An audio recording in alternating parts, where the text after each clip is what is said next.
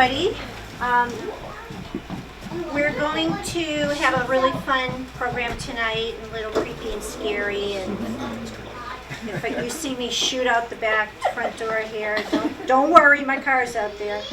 But we want to welcome Rob Gutro back. We've had him in the past presenting very interesting, fun, and spooky things that he has encountered as his role with the Ghost Trackers of Maryland as a ghost investigator, and I would say a paranormal investigator.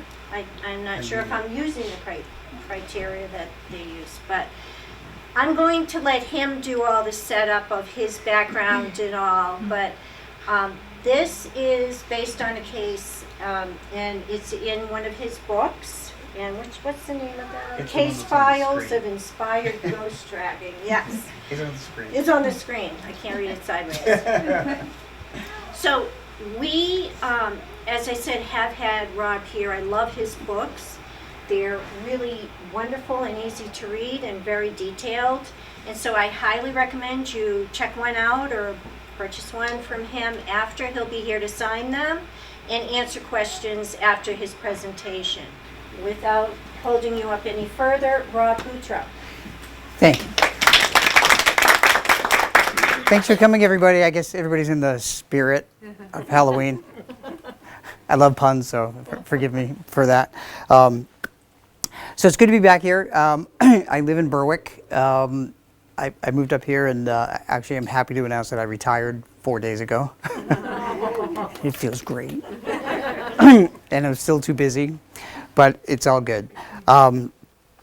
So tonight, as Sharon mentioned, I'm going to be talking to you about one of the cases in Maryland, and a little bit of background, because not everybody knows what a paranormal investigator is or does. So let's see if this works. It does. Okay. So this is a core group of investigators, and that's me younger with a beard. So this group got together in Maryland back in 2008 to try and help people with paranormal problems in their homes. And we've also gone to historic places too. But the group's been very successful in helping ghosts cross over, and I'll explain that a little bit tonight as well, and a little bit about my background. So, well, before we get to that, I will tell you who I am. So by trade, I'm a scientist. I'm a meteorologist. And it's important for me to explain the paranormal in terms of science. So I talk about the science of energy being the basis for the paranormal. That's really what it's all about. Because there's a thermodynamics law called the law of conservation of energy that states that energy cannot be destroyed, it can only be transformed. So think for a minute, think about all of how our bodies work. We have cells splitting and replicating. You can see that when you cut your finger, like I did, and it heals. Little electrical impulses are the way that scientists measure our thoughts. That's what a thought is in our brain. So there's energy within us. We have blood pumping and so forth. So what happens after that, after the shell dies, after our body dies? I've come to find out that it combines, the energy within us combined with our memories, our personality, and the knowledge of this life that we have lived. And when we die, we make a choice. There are two choices. One of them you'll hear about tonight, which is being an earthbound ghost. It's a bad choice. So when it comes to your time, do not stay earthbound. Move on, please. Earthbound ghosts, when they pass, they may stay behind for a number of reasons that we found out. They may think that they can help their loved ones get through their grief. They may try to protect somebody. They may fear crossing over to the other side if they did some things that were sketchy in life. But you should not fear, no matter what you did in life, you can still cross over. It's just that You work through it on the other side. And there's no fiery pit on the other side. It's all love and peace and acceptance. So don't fear crossing the other side. The other alternative is being a spirit, and a spirit is the one that crosses over. They join the energy of the cosmos, or you can call it heaven or paradise or Valhalla, whatever you want to call the other side. So the difference is there's an earthbound entity called a ghost, and the spirit has crossed over. Spirits can communicate with us anywhere, anytime, any place around the world. Ghosts are only limited to communicate in the place in which they choose. Now tonight, we're going to hear about two ghosts that chose to stay in a particular house and why they chose to stay. And we had to unravel all of this. So, a little bit more about energy. There are two types of energy that ghosts and spirits use. They use physical energies like heat, light, water, and electricity. So they can play with the electricity in your home.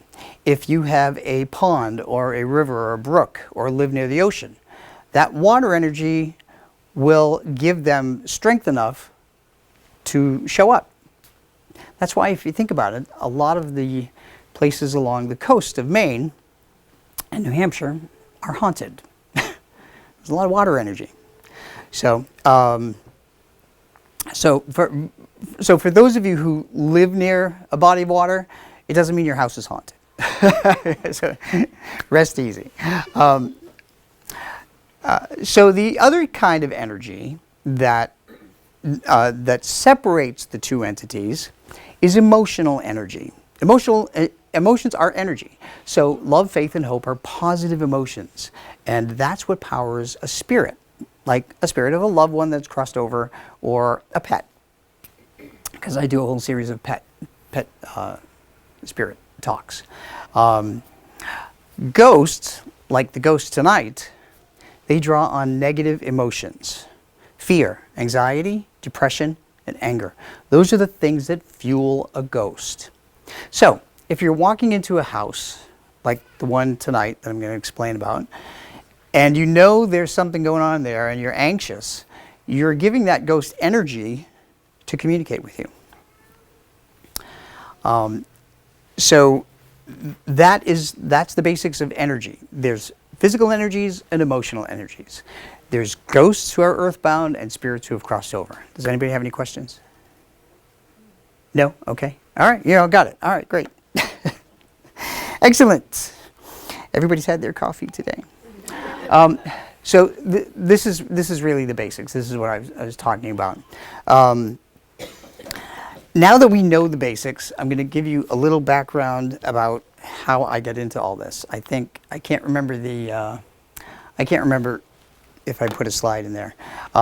So when I was 13 years old, I got a nice surprise when I was home with our family dog, and my grandfather decided to show up in full color 7 months after I went to his wake. And he scared the daylights out of me. And of course, if anybody tells you that they see somebody that passed away and they just sit there and they converse with them, they're not telling the truth, because I ran out of the house. I did. I ran out of the house. The last time I saw my grandfather, he was in the casket. So when my parents came home, I talked to my parents. I told them everything. I always had a great relationship with my mom and dad. My mother said that she had the ability, but never used it because she was afraid. So that was interesting. Later in life, decades later, I found out that my grandfather, the one who appeared to me, also had the ability, and he had experiences that he told my mother. It took decades to learn that, though. And then a cousin in my mother's side also had the ability and used to solve murders in Randolph, Massachusetts with the police in the 30s and 40s, I believe. So, anybody from Massachusetts here? Randolph. Randolph. Okay. You probably don't remember hearing about a psychic that solved murder mysteries, but there was one. They probably kept it quiet. I mean, in the 30s and 40s, they didn't want to talk about that, and certainly not later as time went on.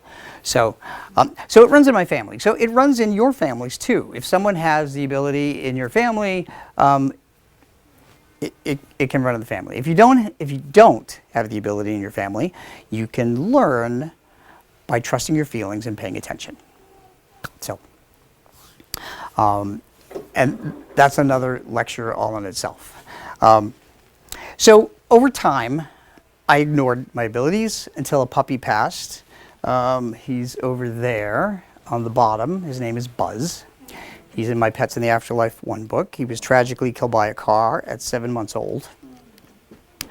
But he reawakened my abilities, taught me how pets communicate from the afterlife, and in doing so, opened the door for people. So when I gave my first lecture at this paranormal group, they said, "We want you as a medium." It doesn't pay anything, by the way. So just so you know. So I said yes. So we went on different cases. That was in 2010. In 2011, this case came up. And it was also the first case for another medium that I brought into the group, who was also, he was a science educator that worked with me. And I kind of helped him develop his abilities. So this was a really wild introductory case. All right. So what do the people that don't have this ability use? Well, because ghosts are energy, we use electromagnetic field detectors because they detect electromagnetic fields, and that's really basically what a ghost is. Your electricians would have them. They sell these at Home Depot. Thermometers. Why do we use thermometers? Because ghosts have been known to create cold spots. Has anybody watched any ghost hunting programs here? Okay, so you've heard cold spots before. Well, as a scientist, I needed to explain what was going on with a cold spot. And I've come up with explanations for everything. And they make sense to me. So cold spots happen because these ghosts need energy. So where do they get it from if it's not around? They take it from the motion of air molecules. So fast-moving molecules of air are warm air, slow-moving molecules of air are colder air, like in the Arctic. So they absorb that energy and they create a cold spot where they are. That's my explanation for cold spots. Not many people know that explanation, but I'm going to go with it. Excuse me. Digital recorders. We use digital recorders because we found that earthbound ghosts and spirits communicate on different frequencies that the human ear cannot hear. If you have a dog or a cat, however, they can hear those because they hear at different frequencies. If you think of a dog whistle that we can't hear. So that's why they can hear and see earthbound ghosts or spirits who are visiting. So we use all of this equipment. We use infrared cameras to detect heat signatures. We use fast motion cameras. All kinds of things. So, getting to the investigation. One thing that happens in the investigations is that the manager talks with the people that live there and gives them it's like a 12-page questionnaire. And she does ask if anybody does alcohol or drug use or anything like that, because there have been places where people have done drug use and they've tried to call us out, but they were hallucinating. So you have to be careful. So the first step in a paranormal investigation is we have those people with the technology go into the house and they sit there overnight and they see if they can collect any data. The next weekend, because we do this on weekends, they have the mediums go in. So that was myself and this other gentleman named Troy. Now the other thing that is important to know is that as mediums, we don't want to know the address, we don't want to know the location, we don't want to know anything about the house, nothing. We just want to convey what we feel. So when we went in, we had these questions to answer. Who is the ghost or ghosts? Why are they there? What happened? And whom did what to whom. This is an example of what the house looked like. It's it's a split level rancher, so you go up and you go upstairs, you go in, you go upstairs, or you go downstairs. All right. When we first got there, we were asked where we want to go in the house. Well, we both stood outside and we said we don't want to go in the house yet. We wanted to go around because there's a lot of energy around the house. So on this side of the house, there used to be a garage. It is now a playroom. On the side of the garage was this white door. And there were 3 electrical boxes next to this white door that went from the inside of this former garage, now a playroom. And the other medium, Troy, walked over to here, and he felt like his hands were tied together. He said it was a very heavy feeling. So we tried to debunk what he was feeling, because there were electrical boxes there.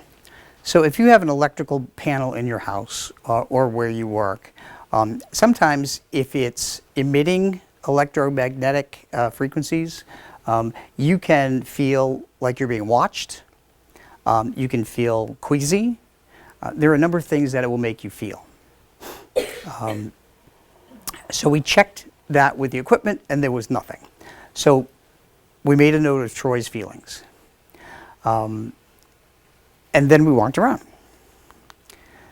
In the back, there was a dog that was buried. There was no grave marker or anything, but because I was at the grave site, the dog came in spirit and let me know that he was there, and that's where he was. So on the other side of the house over here, Troy felt an uncomfortable and dark energy. And we later learned that in this room here, which was a basement, it was a child's basement, that there was a shadow figure that had been seen in the bedrooms, and that shadow figure also was pulling sheets off the bed while the children were in them. So that's one of the reasons why we were called in there. So when we went into the house, not knowing anything about this house or the history, they asked where we wanted to go, and I said we have to go downstairs. I felt like we needed to go downstairs. I said there's a lot of energy down there, and I think we're going to find something or someone. So we went down the stairs. It didn't look quite this bad. I'm just showing pictures so you can envision this as I'm discussing it. As you get down the bottom of the stairs, there's actually a doorway here that goes through a furnace. And that little furnace room is probably about 4 feet until you get into what used to be the garage and is now a child's playroom. In that furnace room, we both, myself and the other medium, were very lightheaded and very dizzy. And it felt like we were walking through a pool. You know how when you're in a swimming pool and you just walk through the water? That's exactly how we felt. It was very heavy trying to walk in there. And there's a lot of residual energy. So I'm going to stop and explain residual energy versus intelligent energy. Residual energy is energy left behind from emotions that are imprinted within the walls of a structure. And when a living person walks through them, you light them up. So you feel whatever emotions were imprinted in that wall. An intelligent haunt is an actual ghost. It's one that can answer questions. So there was a lot of residual energy in there. And next we ran into the intelligent haunt. So when we got in that room, that playroom, we both sensed that there was an actual ghost. It was a woman who decided to stay behind, and we were trying to figure out why she was there. Now sometimes we get names, sometimes we get dates, and sometimes on some investigations I can sketch out a picture of the actual person that I see. And I've done that many times. I didn't do it on this investigation, but I've done that many times, and they're in my books, and every sketch has been confirmed by the homeowners, which is pretty cool in one way and pretty horrifying in another way. So we both sensed that there was violence around this ghost. And of course, you know, you go into a house and your first thought is that it's a domestic situation. Because we knew nothing about the house, we knew nothing about the history. So being a paranormal investigator is really like putting a puzzle together. We have no information, and then we get little tidbits, and then we have to try and make a sensible story out of it. So we can figure out the identity of the person, and then why they're there, and help cross them over. So, then we walked over to the other side of the white door. That white door that I explained about outside. And Troy, the other medium, also sensed heavy energy there, and he also sensed the same type of feeling of bound wrists, and he said there was a very strong memory in there that the door was opened quickly by a man, but there was no male ghost where we were. So again, we're putting this puzzle piece together. I've already described what thick emotional energy feels like walking through a pool. And anybody can feel it. So the way that this house is laid out is that there are bedrooms downstairs on the right-hand side of the house, as I showed here. And this is one of those bedrooms. On the left side of the house is the playroom, and then there's a kitchen. It's actually set up like an apartment. Because there's a full kitchen and a full bathroom and a bedroom. So it was set up like an apartment. Upstairs there are more bedrooms, another bathroom, and a full kitchen.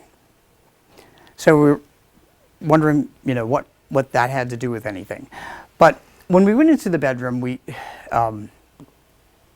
sensed that there was a woman there that was crying and in panic in this particular room.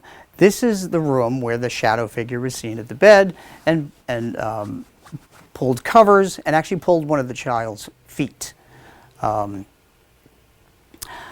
What's interesting about this house too is that we walked back into the kitchen area, and by the way, if you own a house and rent it, and there's been a murder in it, the least you can do is carpet the floor. There was a very big bleached spot in the carpet. And we didn't know what it was, but we assumed that there was probably blood there.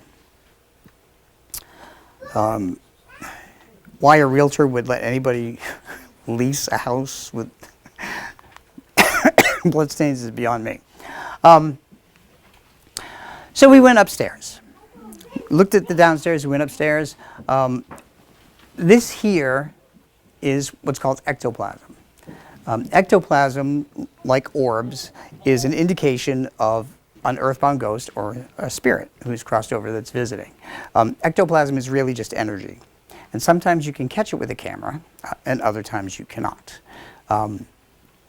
Orbs, by the way, are little round balls of light, but they're only genuinely a ghost or a spirit if they have colors and designs in them.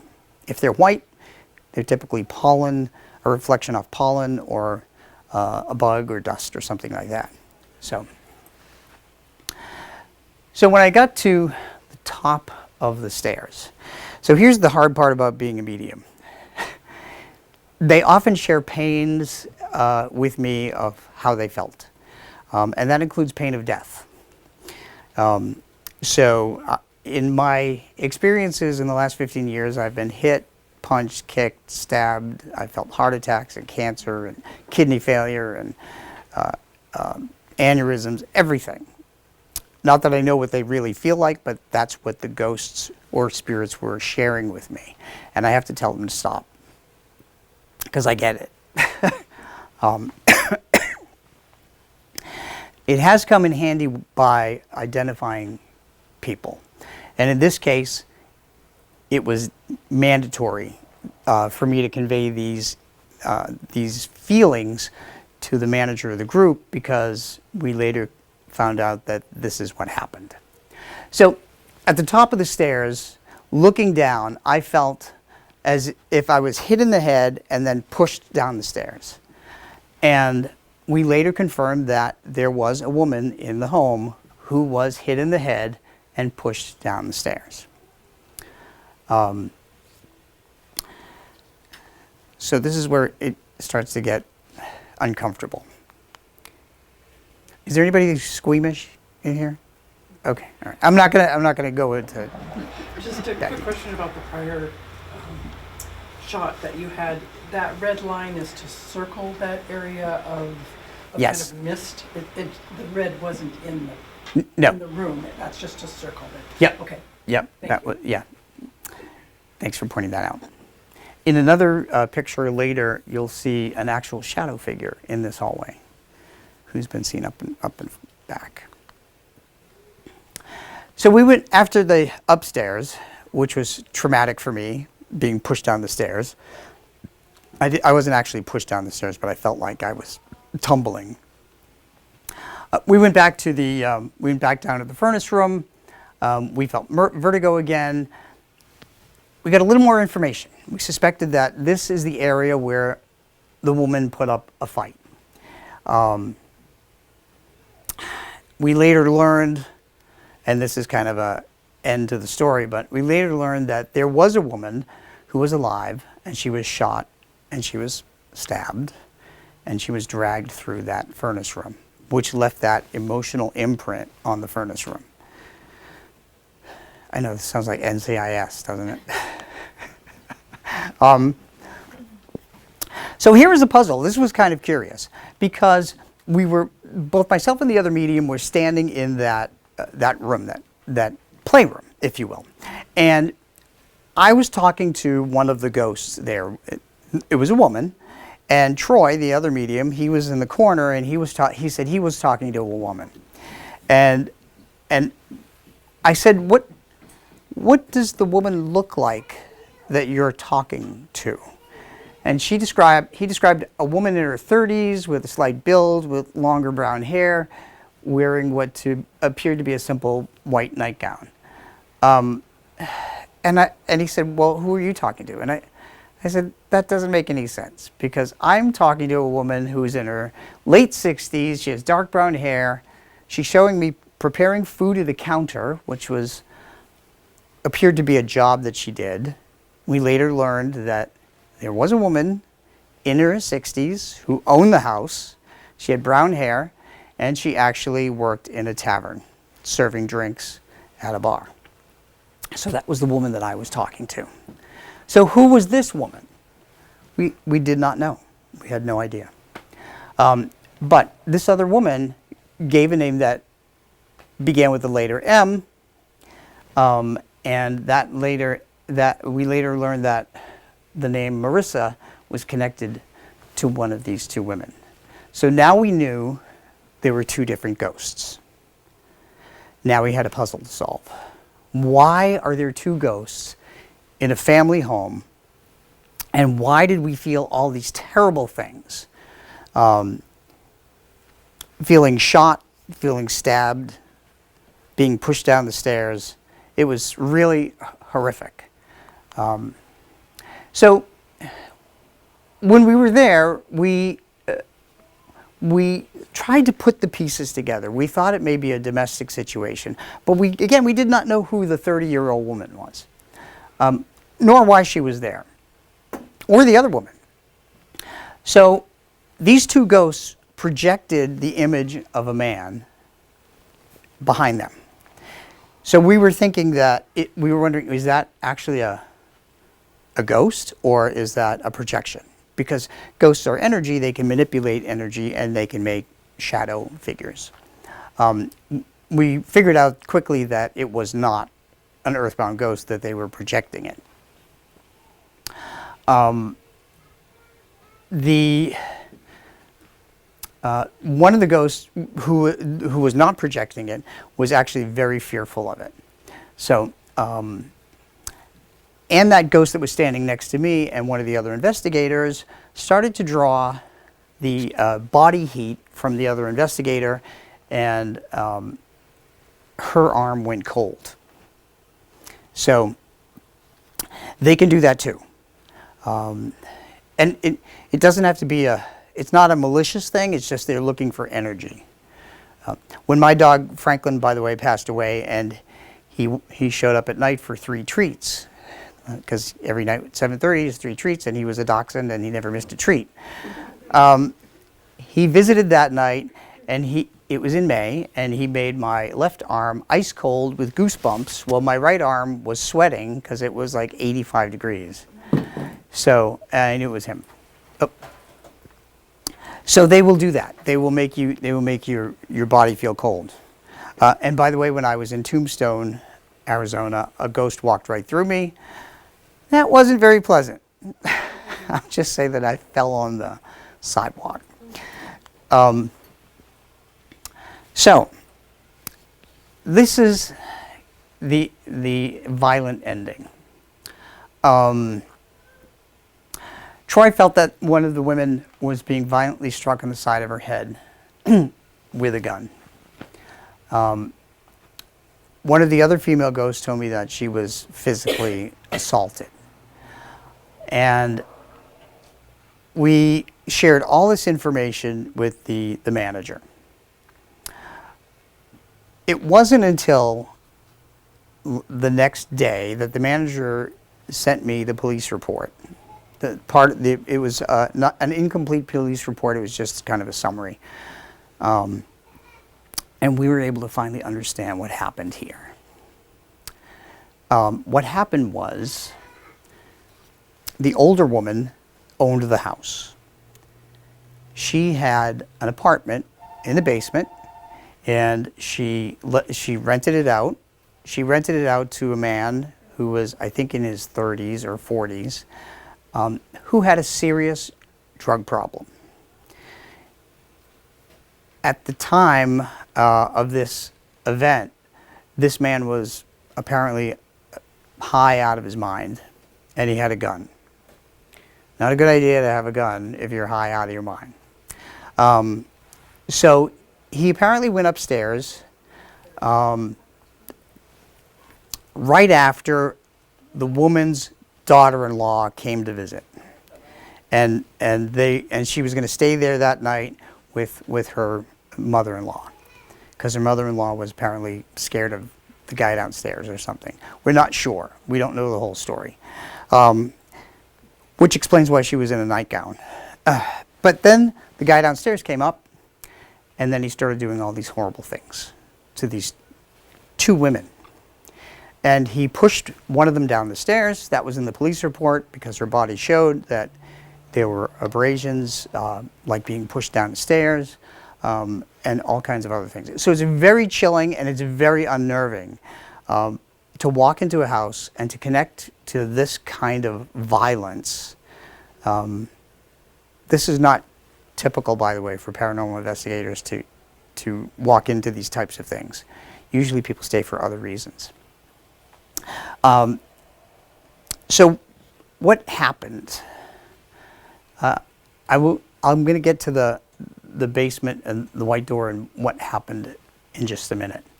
This is this is a picture of there's a shadow. It's hard on this particular thing, but there's a shadow. There's actually a person that's in the hallway, and 2 investigators saw that shadow go into the main bedroom, and it was apparently the older woman whose bedroom that was.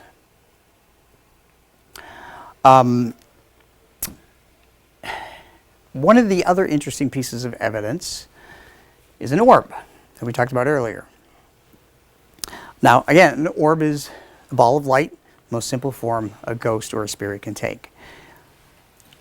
This is the furnace room right here, where we sensed that heavy feeling. You can see this is the playroom. This is one of the investigators coming through, and the orb was there. Now, what we did is, when we look at orbs, sometimes faces will appear in orbs. It happens on occasion, but this one was really stunning. And it was my husband that found it. So there was a face at the top of the orb. Again, that's blurry, but the next one should make it more clear. Can everybody see the face? So that's the face of one of the women who decided to stay behind. Can you go back one slide? Yeah, it's really, yeah. It's up here. Can you see her up here at the top? She's almost like coming out of the top of that. So it's unnerving and it's creepy, really. But you can clearly see that this is the face of a woman in there.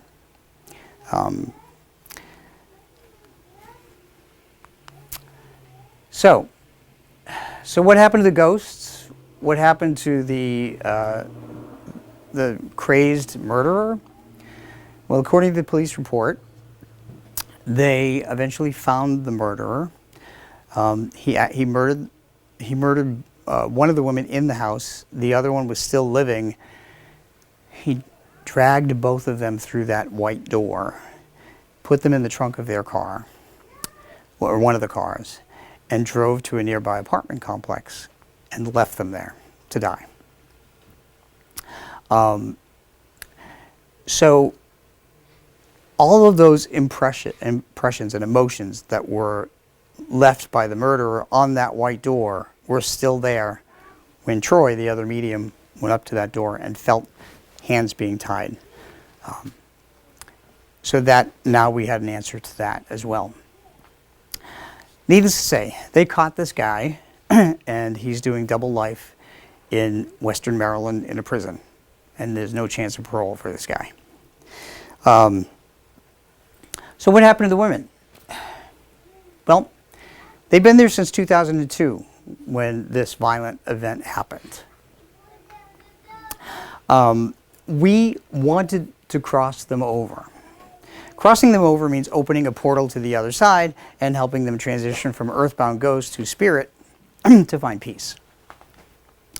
By the way, I've also figured out why a ghost over time cannot cross over on their own. And that is because they're like a battery.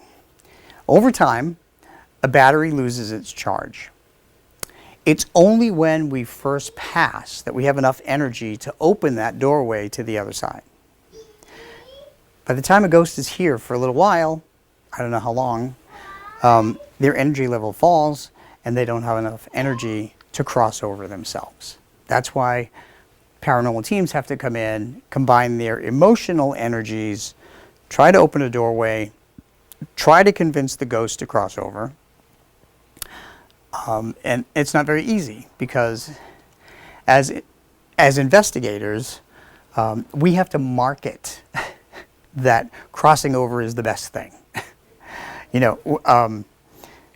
Imagine somebody coming up to you and say, when you've been stuck in a house for 10 years and tells you, and you don't even know them, by the way, if you want to finally achieve a peaceful life, you have to follow me. And you're going to say, who are you? Why should I listen to you? So that's the challenge that paranormal investigators have when we try and cross ghosts over. And usually when we cross ghosts over, there's always a burst of warm air. So we actually get a physical sensation to confirm what has just transpired. I can't explain that yet, but I'm working on it. So we wanted to go back and cross these ghosts over. We couldn't because the family was there. By the time we got the police report, like a month later, they moved out. So there was somebody else living there. And we couldn't go to them and say, hey, there are 2 dead people in your house. We'd like to come in and cross them over. There was a double murder here. You just can't do that. So The reason that I think they stayed behind was to keep other people safe. They both knew what happened to them. They also both knew who was responsible for it. What they didn't know, and they couldn't know because as soon as they died, they went back to that house, that murderer was caught and he was imprisoned. And again, we couldn't even go back to tell them that, which is really sad. So hopefully another team will come in, or Inspired Ghost Tracking will be called back to the house, and now it'll be a quick investigation because we just need to cross them over. But so that is the chilling, haunting, true story for Halloween that I wanted to present to you. There are a lot of cases, not like that, fortunately. There are a lot of cases that we've done where people have really opted to stay behind. And there are also cases of poltergeist activity. Now, just to clear the record, poltergeists are not actual ghosts. Poltergeists, it means noisy ghost in German, but it's not really a ghost. What it is emotional energy generated by a teenager, generally, that simulates the activity of a ghost. That's really what it is. We have been on 3 cases where there were poltergeist activity. And in one of the cases, also in this book, is when we went into a house to dispel a ghost that was actually attached to a piece of jewelry, which is rare, but that's a long story. There was also poltergeist activity because the woman had 2 daughters, and she said, by the way, my youngest daughter is terrorized at night by shadow figures and things moving on her dresser at night. And when the other medium, Troy, and I went into the older daughter's room, we sensed a lot of angst in there. So when we asked the homeowner, is there a love-hate relationship between these 2 girls? And she said yes. And I asked her, I said, is your older daughter having emotional problems? And she said yes. And that was the answer. The older daughter was having emotional problems, going through a lot of different things in her life, and she was generating this activity. So if any of you have teenage girls or teenage boys, because boys can do it too, know that if things start going crazy in your house, it is your teenager. It really is. But that's what a poltergeist is. So it's important to explain the difference there. If you want to get a feel for what it's like to go on one of these paranormal investigations, and you don't want to go on a paranormal investigation, and I recommend not being a novice going on a paranormal investigation, this book actually reads like you're going through the investigations, because I'm the guy that wound up writing all the reports. So I made it into a book. And that way you'll get a good feel for the types of crazy things that there are. Also, I mentioned earlier that dogs and cats can hear and see ghosts and spirits. In one of the cases in the book, a family's dog passed away, and they wanted to know if it was their dog visiting, so I brought my dog. And she was able to confirm that it was their dog visiting in spirit from time to time by doing the exact same routine that dog did when I let her go. So, fascinating stuff. But ghosts are real. They're just energy that gets trapped of their own volition. That's why you'll find hospitals full of ghosts, because when people wake up as energy, they're confused and they linger too long.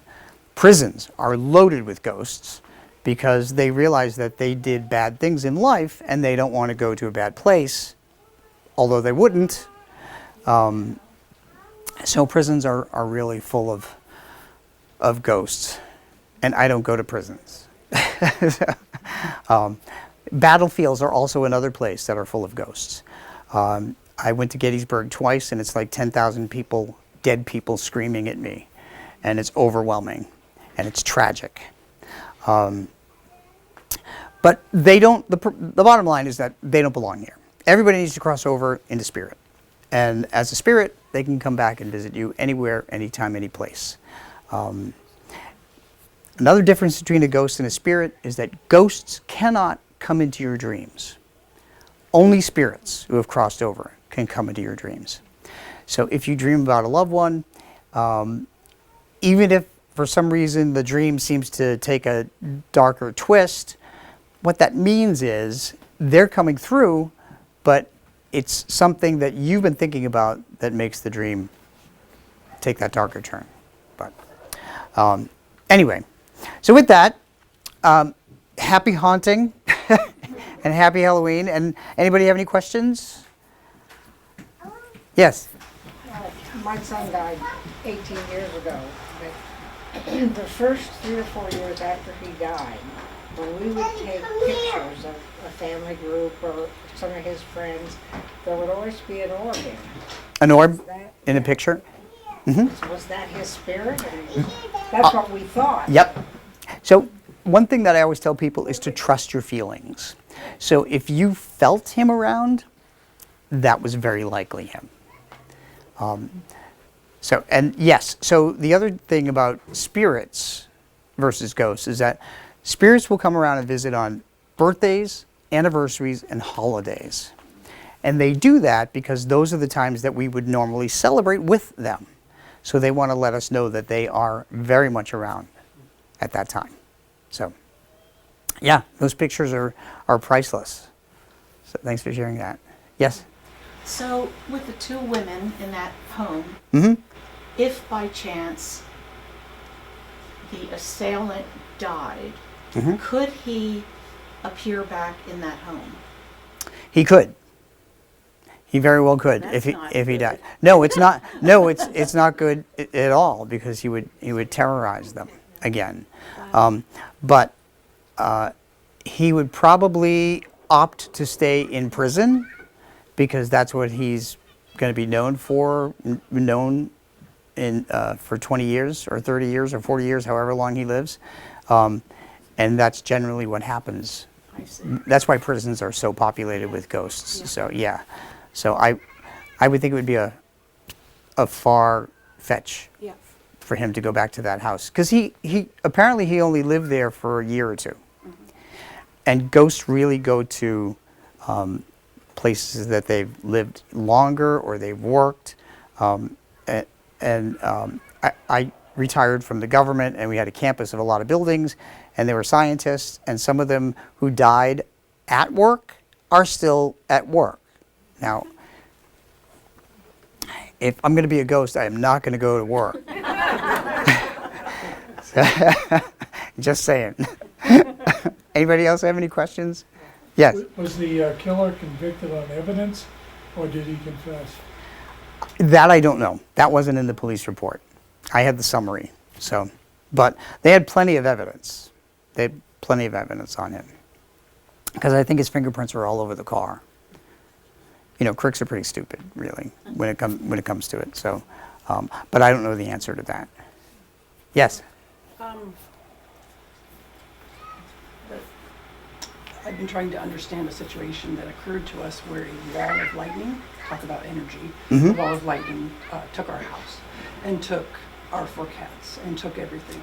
Oh my and gosh. my husband and I just happened to have not been there. I was supposed to be there. So I'm working on being very sensitive to energy, and we both, my husband doesn't believe in it really, but he and I both heard one of our cats meowing when the firefighters were there trying to see if they could find them.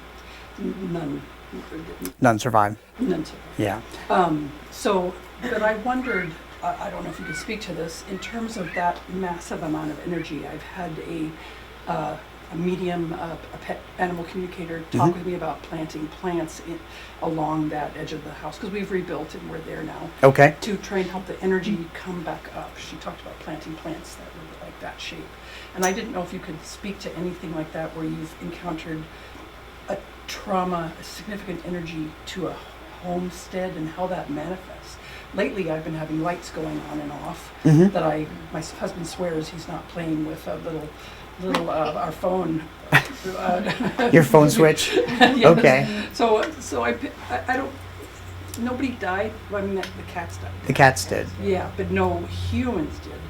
And I do think my pets, my cats will talk in a different level, and so I believe that they are connecting with the cats, other cats, but they talk in a different tone than they talk regularly. So I didn't know if you could speak to, if you've ever had any occurrence like this, or any suggestions for helping to move energy or help Sure. transition them. Yeah, I actually did a reading for a woman who worked rescue, and she had, I think she had 8 dogs in a house that caught fire, and all the dogs passed.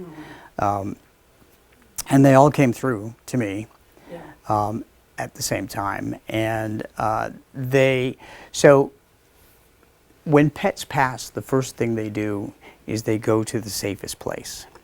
And that's the other side, because they feel the peace. And often our loved ones are waiting on the other side to welcome them, to make them feel welcome and convince them to go over. So your cats are not haunting your house. They're not earthbound. They have crossed over, which is really important. And they will, people and pets will do the same thing. They will make noises. So you may hear a random meow. You may feel them doing something they used to do in life, like brushing your ankle or coming up on your shoulder or something like that. But in terms of energy, so you said your house was hit by lightning? A wall of lightning. A wall of lightning, okay. Here in Berwick. Okay. Do you have a lightning rod in the house now? But my husband has rebuilt the home, and he believes he has not put one in, and he believes the way he built it is safe.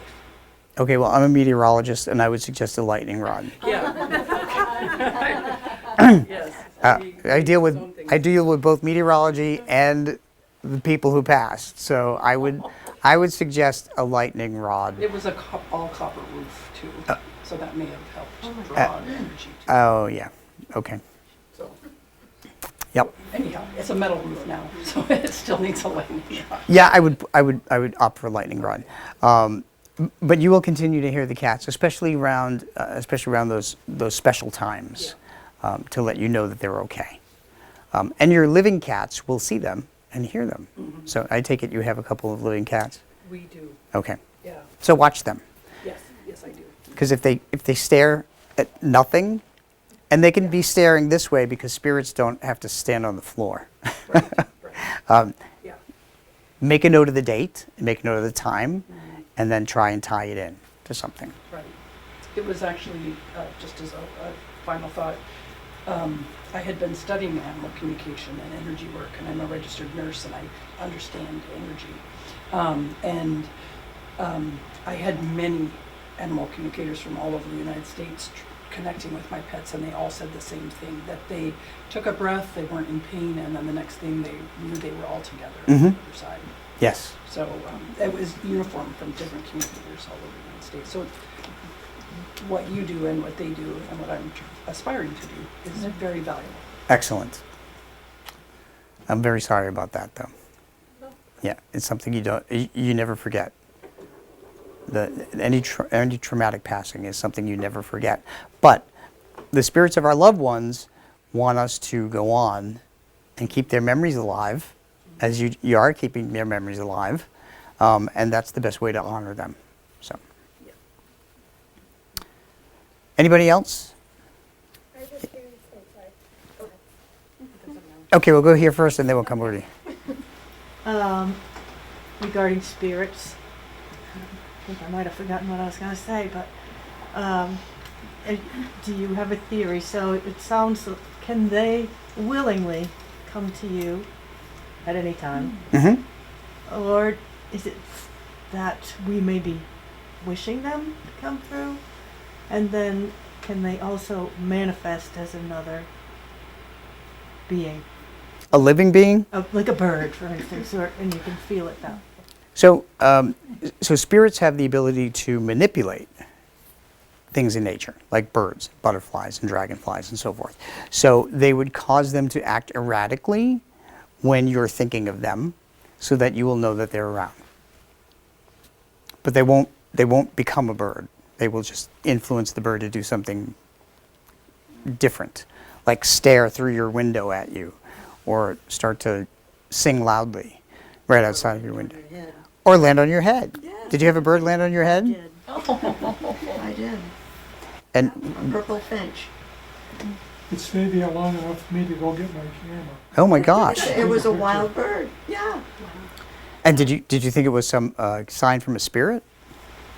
I just stood there and smiled and enjoyed the moment. I have no idea which one of my relatives it was. Okay. I felt the love. Okay. All right. Well, that's awesome. Usually it's an in-law if they do something on your head. I'm just kidding. I'm just kidding. A little levity after this very depressing story. Yeah. No, but whoever you think about when you see signs like that, that's the person that it is. So that's critical. Yep. You had a question? Yeah, so you were talking about how you saw your grandfather at Yes. 6.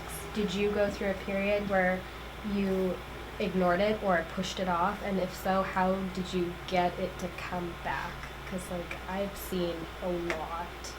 Are you still And- seeing spirits? Sometimes. Or Sometimes, but I ghosts? try to ignore it Okay. because it freaks my husband out. Okay. And yeah, and I think my son sees some stuff too, and he's only 2. So I would like to tap into it more so that I can help him Mhm. and myself.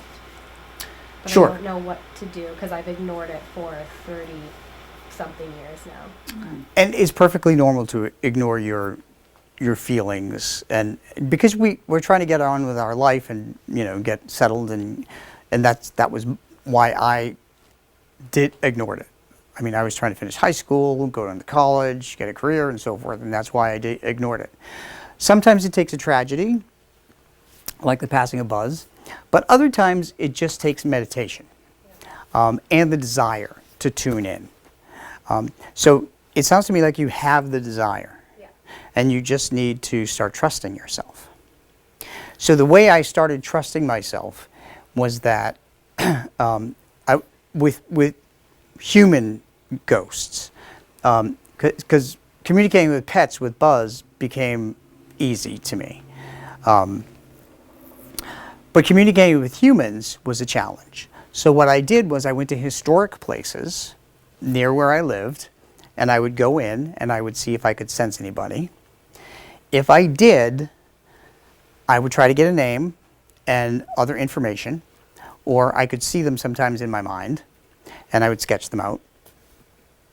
And it was very interesting. The very first time I went to this place called the Bel Air Mansion in Bowie, Maryland, and it was at Christmas time, and myself and my husband went in, and I stopped at the door and I said to him, "Oh, there's a little girl here. She died here. She died of the flu, and she was about 6 years old."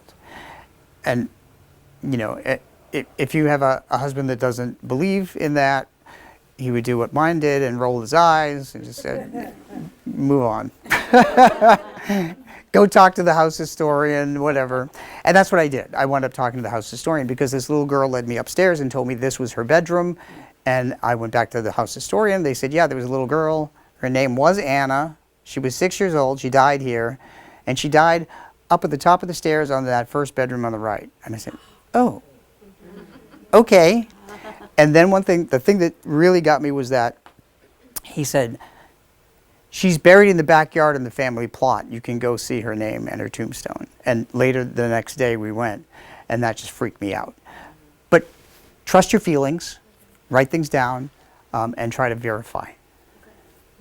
And make sure that is it your son? My son, yeah. Yeah. Make sure that he's not afraid. He's Just- definitely afraid. Okay. Just tell them that they're people that want to say hi, or they're pets that want to say hi. And he can tell them to he doesn't want to play right now. Yeah. Because just like living people, living people are a little more stubborn. If you tell them, I don't want to play right now, they'll still stand there. But for the most part, people in spirit are respectful. Yes. So there are a lot of people who claim to be psychics and Yes. mediums. How do you tell the difference between the real deal and a charlatan? Oh, that's a great question.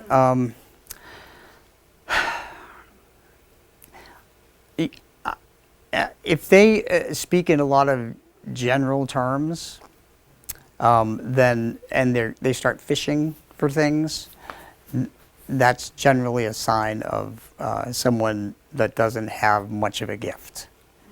So when I do readings I only do readings for pets, by the way, because people are too messed up. So that's true.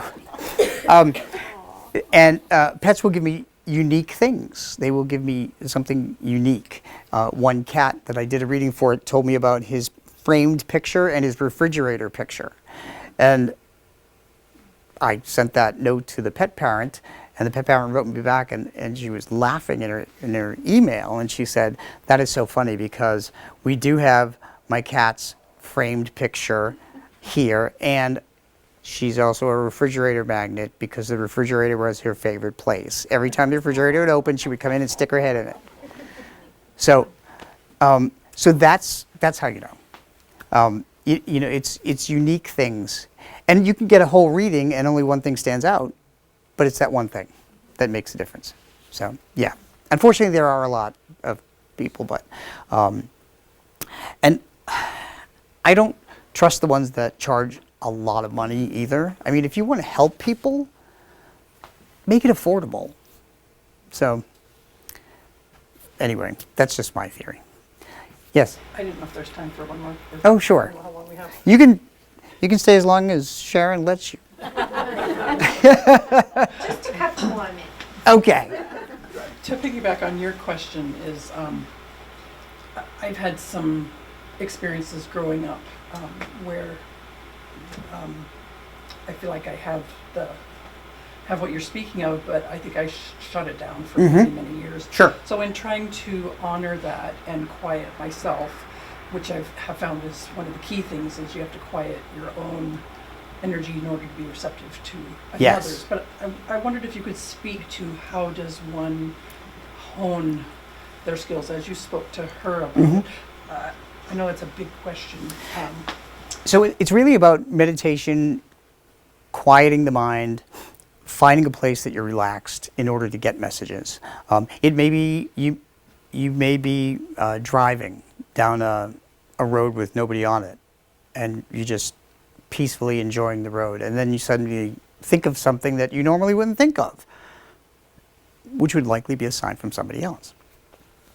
You may be in the shower, and you hear music, or you hear somebody say something to you. That happens to me a lot. Or a specific smell, like a perfume or something, a scent. Yep, they use all kinds of ways. So yeah, it could be something that somebody liked to cook, or their favorite perfume, or in one case, the smell of wet dog, or there's all kinds of ways. But you do have to be at a peace of mind. Now for me to do readings, I have to be in my upstairs office with most of the lights off. I play soft instrumental music and look at a picture and connect that way. There's no other noise. So that's something that you can try and do. Has anybody heard music, by the way, or heard somebody's name or something while you're taking a shower? All the time. I usually hear Stephanie. Stephanie. Okay. That's my name. And I hear music all the time.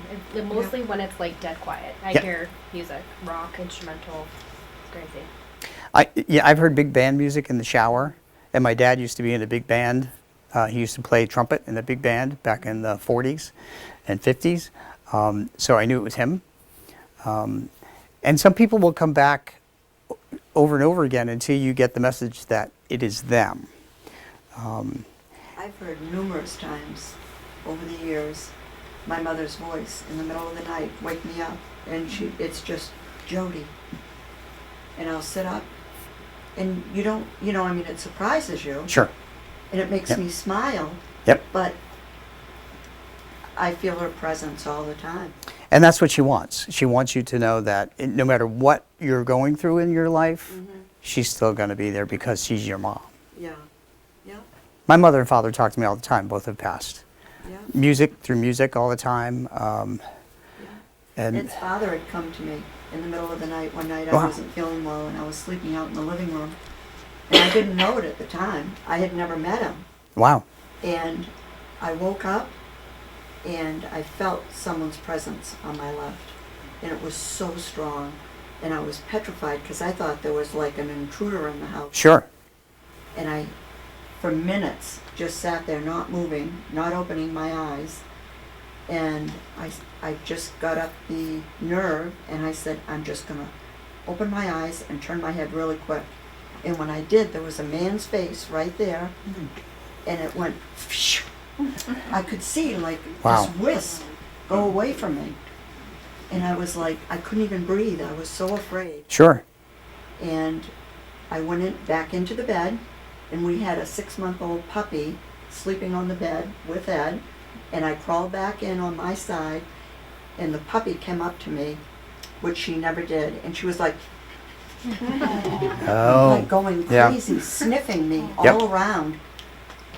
And That was me. but to finish the story, about a year later, I was going through some of his old photographs, Mhm. and I had never seen a picture of his dad. Oh. And there was an 8x10 picture, and when I was going through the pictures, and I looked, and it was like, I Oh my was gosh. just like, I lost my breath. Yeah. I came out and I said, Ed, it was your father that came to me. So if you remember the date, that's relevant to when spirits will appear. They'll appear within 2 weeks on either side of their birthday or their passing, or something like that. So, so that's probably why. Well, we'll have to talk about that. Yeah. Because it's when you had broken your ankle. Yeah. And Greg Oh. was 6 months old. Okay. So if you suffered a medical issue, that's why your dad was there. Yes. Yep. Yeah. Yep. So there's that too. So anyway, Amazing. yeah. So I appreciate you sharing these. I mean, if you have any other questions, my email is on the back of these cards, and you can.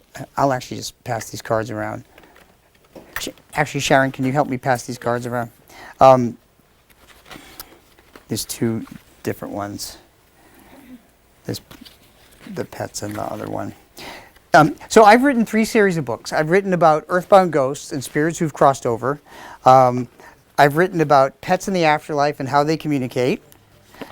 And I give lectures at Noble Adult Ed. Are you 2 together? Do you know when that's coming up again? I missed The pets in the afterlife one? Well, Noble Adult. Oh. Whole series. Oh, there's a whole bunch of them that are still on. They're on Tuesday nights. Just check their website for different things that I'm talking about. Now I missed 2 in a row. Thank you. I'm also doing a special Christmas presentation there about Christmas ghosts and spirits. Thank you. So pets in the afterlife, and one of my favorite kind of series is something I call Ghosts on a Medium's Vacation, because every time I go on vacation, as a medium, you can't turn it off. And when you go to places like England and Ireland and the town of Tombstone, Arizona, there's a lot of dead people that want to talk to you. So if you like history and you like hauntings, that's how I wrote the book. So I'll take you to the certain place. I'll tell you about the ghosts I met. Everything has a picture in it. So you learn a lot about the history and the haunting. And a lot of people have actually used them as tour guides, which I'm very honored by. But and there's more coming. There's a lot more coming. No, because I won't go back. It's too many people. It's like 10,000 people screaming at me, and it's overwhelming. I've been there, but I didn't stay put long enough to connect with them. I'm more of a one-on-one kind of ghost guy. So, anyway, so if for anybody who's interested in a book, I have some of my books up here. They're $10 a piece, and I'll sign them for you if you want one. And Is that a good starter book? this is a good one if you're interested in paranormal investigations. Yeah, yep. So, and if you have any questions, just come up and talk to me afterward. And so, thank you all for coming. And Sharon, thank you for having me. We're gonna have you back for the pets. You are? It's in the afterlife. Okay. Yes, that'd be very. Oh, boy. Stay tuned.